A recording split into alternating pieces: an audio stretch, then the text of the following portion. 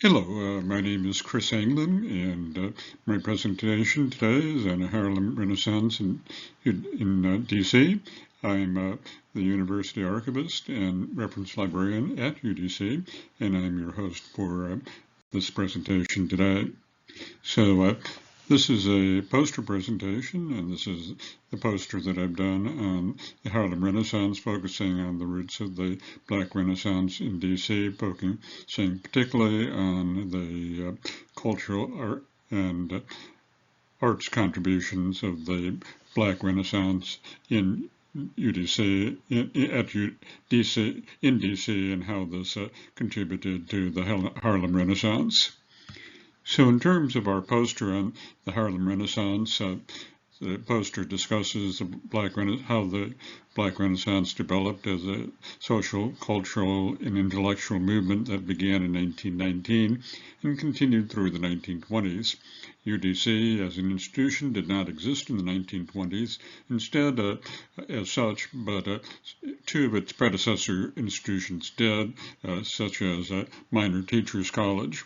Minor Teachers College existed in the Howard neighborhood, and Wilson Teachers College, also a predecessor institution, was nearby. The Howard community was the home and guiding force of the Black Renaissance in DC. The Howard neighborhood itself was a prosperous and educated middle-class area.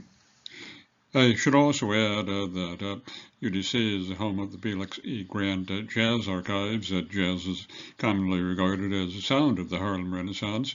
Washington, D.C. is one of the historical centers of jazz music, and UDC is the home of the Felix Jazz Archives.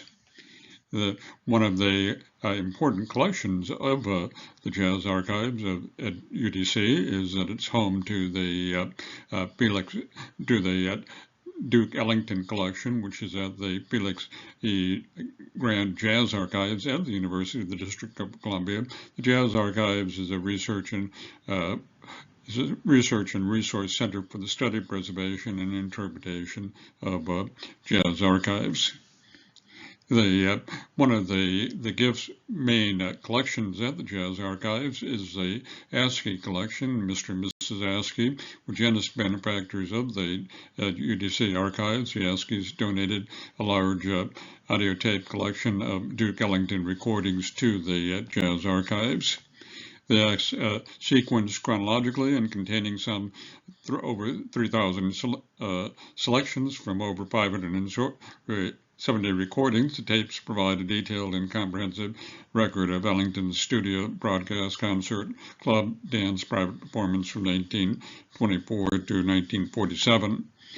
Some of the lasting impact of the Black Renaissance period in DC is that the Black Renaissance period had a significant and enduring influence on many areas of the arts, culture, politics, and social life of DC at the time. The poster itself focuses on the arts and culture of cultural influence of the Black Renaissance on DC. It is, however, important to note that the Black Renaissance also laid the foundation for civil rights movements of the 1950s and 60s by advocating for racial advocacy and justice, and worked through organizations such as the NAACP, and also continued cultural developments such as the Black Arts movement of the 1960s and 70s. This movement had its roots in the Black Renaissance in DC in the 1920s. Also in community building with the establishment of cultural institutions such as theaters and art galleries and literary organizations. The Black Renaissance in DC, or the Harlem Renaissance, provided a foundation for continuing community development and cultural expression.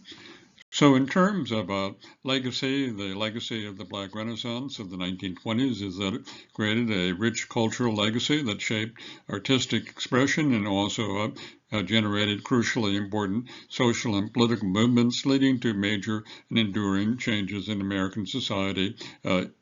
And its roots, again, were in DC. So again, this is our poster on the Harlem Renaissance in DC, influencing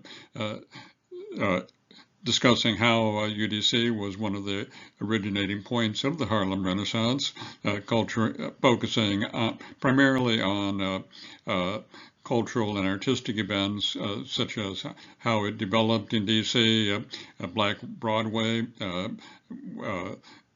around U Street, and so on, and in the Howard University area.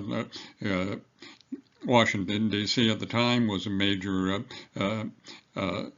area of music and also theater, and some of the leading lights of D.C., such as Langston Hughes and Duke Ellington, lived in D.C., and they're considered some of our leading lights for the Harlem Renaissance in D.C. at the time.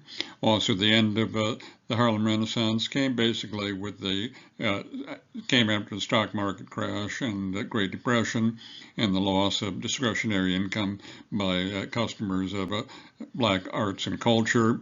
And then we discuss also the lasting legacy of the Harlem Renaissance in D.C.